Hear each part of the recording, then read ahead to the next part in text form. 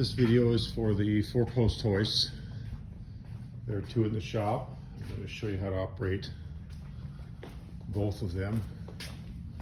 First one is the one closest to the classroom. It's called a rotary lift. There are some safety instructions that you can read through to give you an idea of what to be aware of if we haven't covered it in class. To raise and lower, they both have a control at the same end. This is for the Pro lift that's closest to the entrance door, and this is the rotary lift, as I said, close to the classroom. Raising them up, the car should be in park. Park brake set would be an extra layer of safety, but in park they should stay put and not roll one way or the other. These lifts should be fairly level, but they're not perfect. They're just sitting on the floor of the shop, so whatever slope this floor has, the lift also has. You've got 3 main levers: the release, the safety locks, and then the power to run the pump, which pumps the fluid into the cylinder underneath and raises the car up. So going up, we just have to push on the button. And note here, on all the hoists, allow 2 seconds between motor starts. So that's a motor start. Give it 1001, 1002 before you hit the button again, so it doesn't damage the electric motors. Going up is pretty simple. You just push the button only. You'll hear the safety locks.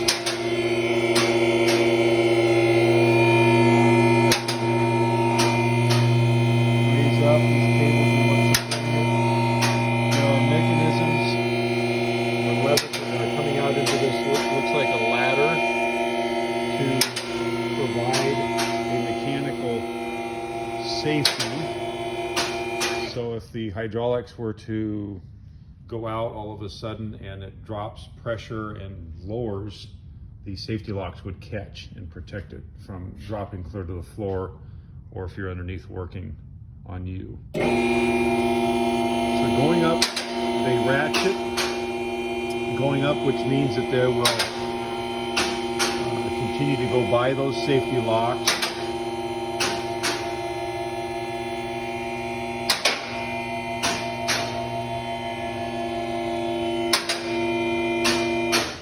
And you hear 4 of them click at different times.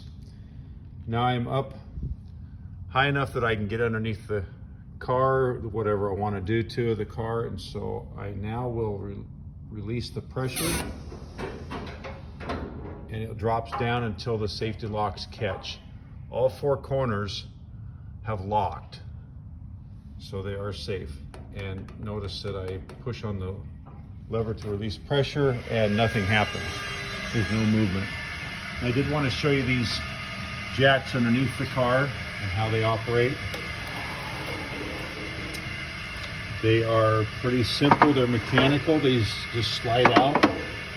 The challenge is to try to find something underneath the car that's very stable to be able to lift the car by. And sometimes you can't reach out wide enough to get to the jack points that you see. Those 2 notches, those are for this particular Camry's lift points. So you can see underneath there's some linkages for the suspension. Not very stable. We could go here to the middle. That would support the rear end of the car. You can also get underneath, like where the spindles are. Those are usually strong enough, but it's not much going on here for opportunity to lift this up. So every car is a little different. What I would do here is I would support the middle. We do have some blocks. Rubber blocks are very hard as far as being solid. This is the jack to, that's the air pump running to push fluid into the cylinder.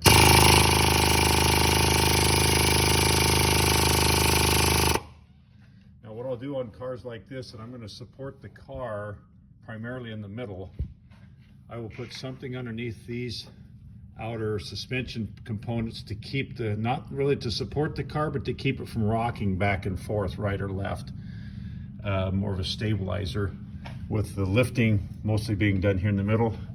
We should have those rubber blocks around the shop, and it just depends on where people have left them, where you can find it. Here, I've set these out. We try to keep a set on these jacks here, but again, they don't always end up there. So I'm just setting these in position, trying to move this back to where this will, again, will hit first.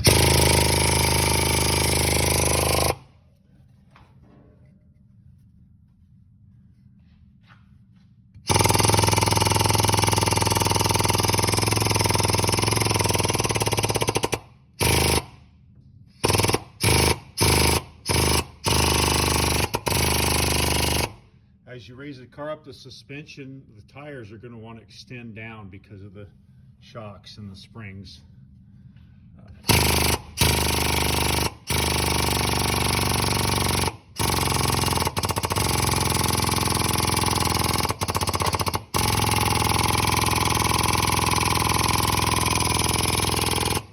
So I'm needing to take the tires off. If that's what I'm raising this up for, is to do brake work or remove a tire. You can now see daylight underneath it. Most of the weight is supported here, but you can see that there's some suspension extension where now I am supporting the vehicle so it won't rock from side to side, so that will work. So at this point, the rear end's raised up. We're gonna go ahead and lower it down. And I've got one hand on the phone here filming, so I may have to set the phone down, but to release it, I'm going to push on this side of the lever. This side releases it. However, you'll need your other hand to remove the release. There's a safety lock here that mechanically will keep this from going down. Again, if you're underneath it, or if you've got the tires and wheels off the car, you do not want this to drop down and damage the car. This would lock in place.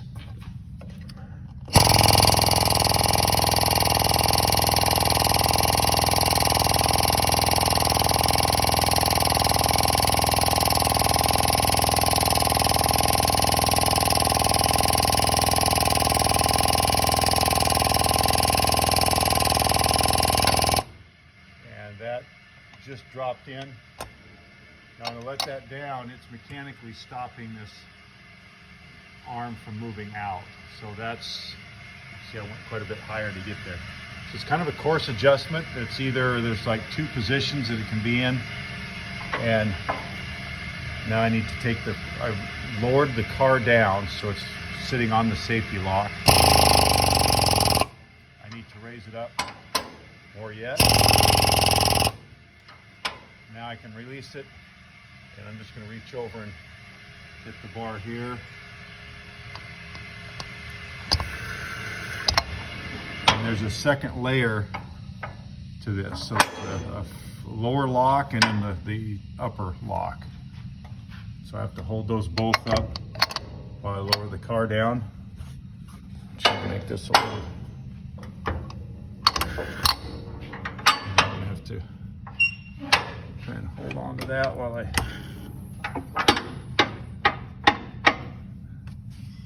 Go. And we're down.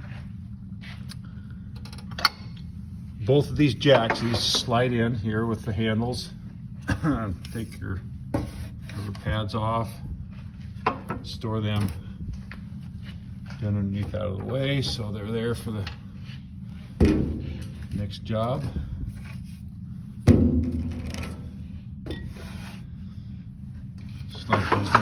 Generally slide these jacks forward so that when cars drive in and out off the hoist here, they're not in the way of the car, because it's going to drop down when the rear wheels drop off. The center of the car is going to get lower, and we don't want the jacks sitting here. They should be down as low as you can get them. The jack in the front's exactly the same. I won't go through that process on the front end. It's just more the same. Now to lower the hoist, it's sitting on the locks right now, so I can't release them by just moving the handle. There's not enough force to pull them loose from sitting on those little ladder brackets that I showed you. So we first need to raise the car up.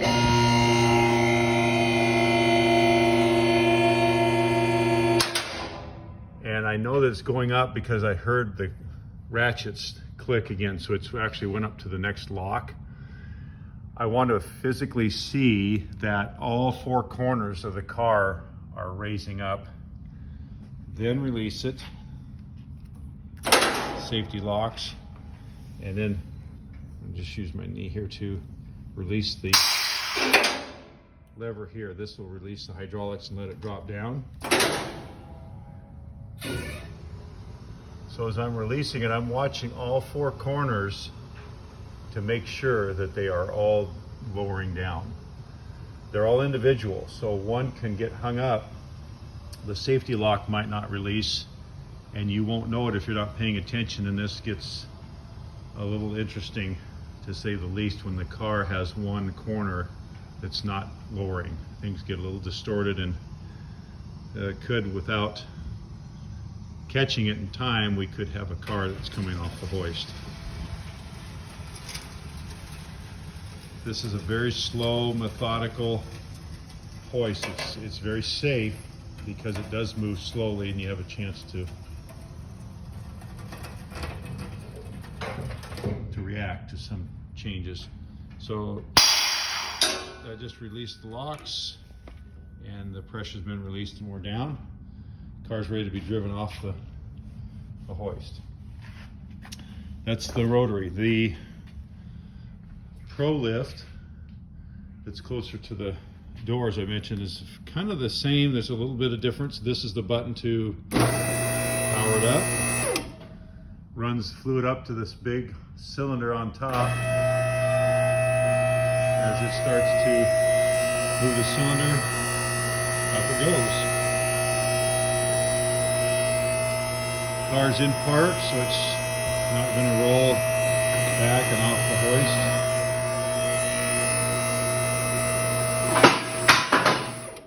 Noise you hear are the safety locks. They're just a different style, and we'll watch one of them here.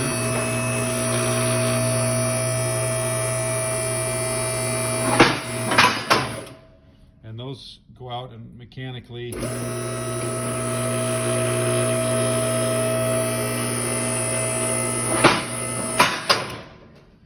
if I lower it, this handle here is to lower the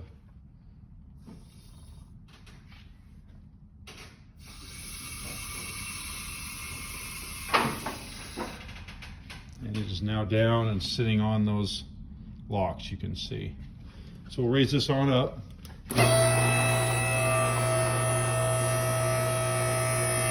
And you can see both of these are pretty slow, but that's all right. We're lifting the entire car, and they're doing it in a very safe manner. So it's well worth the time spent waiting for it to. I'm going to take it back up one more. Always want to watch the top too, just in case there's something sticking up. Pickup trucks or something that's tall, SUVs. Now I'm at the very highest setting, and I'm going to lower this down until it touches. And there we go. Now all four corners have stopped moving, and we are ready to get underneath and do our oil change or whatever the job of the day calls for. And I'm just going to briefly go through these air jacks underneath. They're pretty much the same setup. You've got your pump that moves it, and this side releases it. These are a little different in the fact that they slide out a little differently, but the concept's the same. These have these pads that go into the ends of the arms here. There's a hole that slides in, and then you bring that up. Same thing, we're limited on how far out these arms can go. So if we have, this car has some supports here in the rear of the body, these what we call the rails, that would support the weight of the car. The problem is that these pads are not very tall, and we have some things sticking down below the level of the car. So we're going to want to put some extensions in there. This particular hoist was set up differently, where the rotary lift had the rubber pads, and those can be used over here. This also came with some other components to help extend. These are extensions that can be used.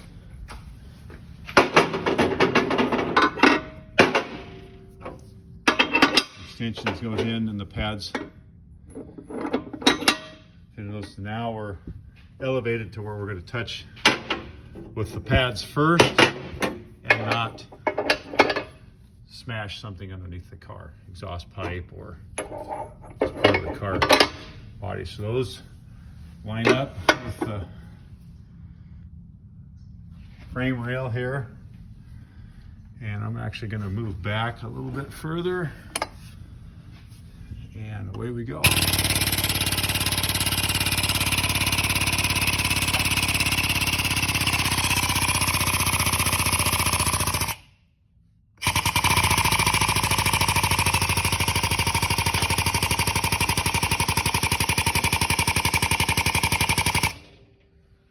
Okay, and we're up off the ground, so now we can take these tires off. This has a safety release handle. It's on the opposite side, and we have the same type of mechanism inside, a mechanical link that's going to stop the scissor part here from lowering down. So if it needs to be this high, you want to make sure and go up high enough that the safety lock latches in.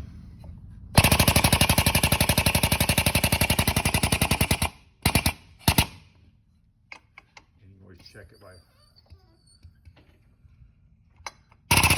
Don't.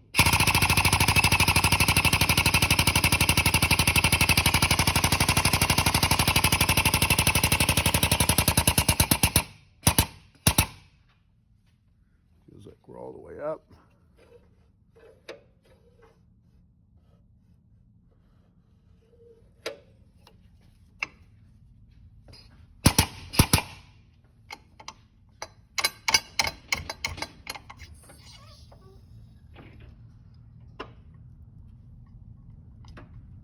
Okay, so there's the safety lock is now locked. So if the wheels were off, wheels and tires, we would be safe to prevent the car from lowering down too far. So I'm going to have to go back up to release it. This is locked in to where there's weight on the release. So now it is movable.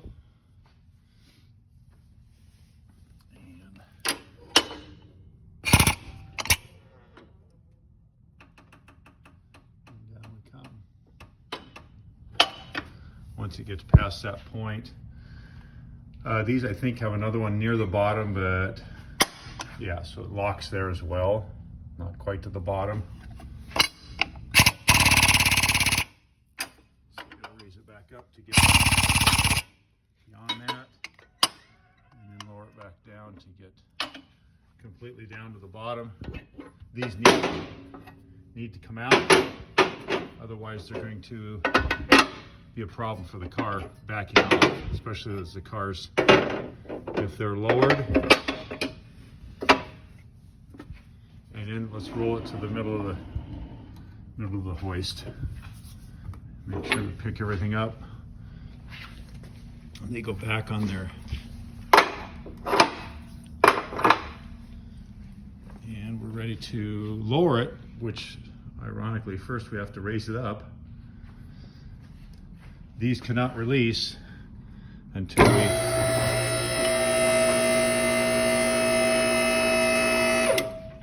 we This is the release button. This puts air into these cylinders, and that's what makes the release. So those have to stand straight up and down. I'm just going to use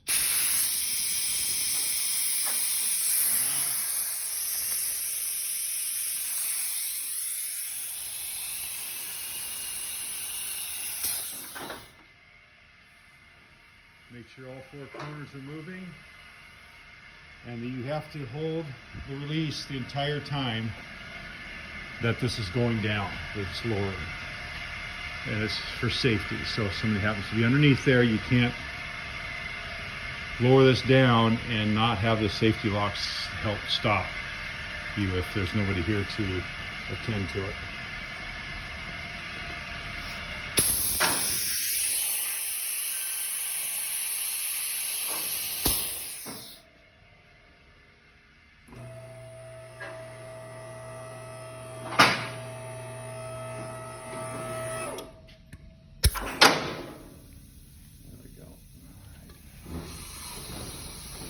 Watching, all corners are released and lowering down. And take it all the way to the ground.